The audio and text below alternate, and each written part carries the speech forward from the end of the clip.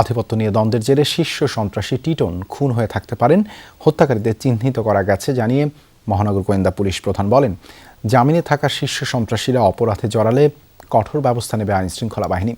এদিকে নিহতের স্বজনদের দাবি, বসিলা পশুর হাটের ইজারা নিয়ে বিবাদ চলছিল শীর্ষ সন্ত্রাসী পিচ্চি হেলালের সাথে।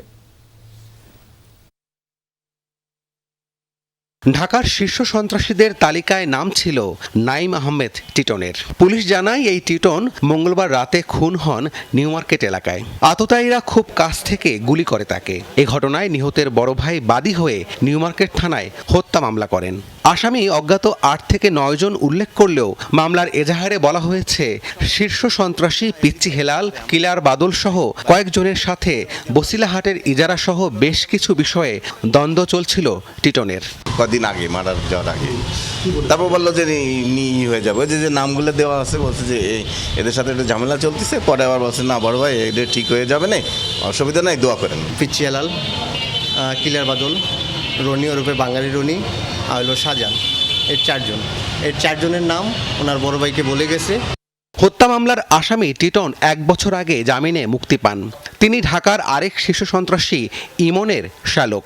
প্রাথমিকভাবে এই হত্যার পেছনে টিটনের ভগ্নিপতি সন্ত্রাসী ইমন জড়িত এমন তথ্য পাওয়া গেলেও টিটনের ভাই তা নাকচ করে দেন। ডিবি পুলিশের ধারণা, সন্ত্রাসী গ্রুপের মধ্যে এলাকার আধিপত্য বিস্তারের কারণে খুন হতে হয়েছে টিটনকে। এরই মধ্যে চিহ্নিত করা গেছে কয়েকজনকে। গতকালের ঘটনা, মামলা হয়েছে, আমরা এই জিনিসগুলো নিয়ে মাঠে কাজ করতেছি। এটা তদন্তের বিষয়, সবকিছু আসলে এখানে উন্মোচন করা ঠিক হবে।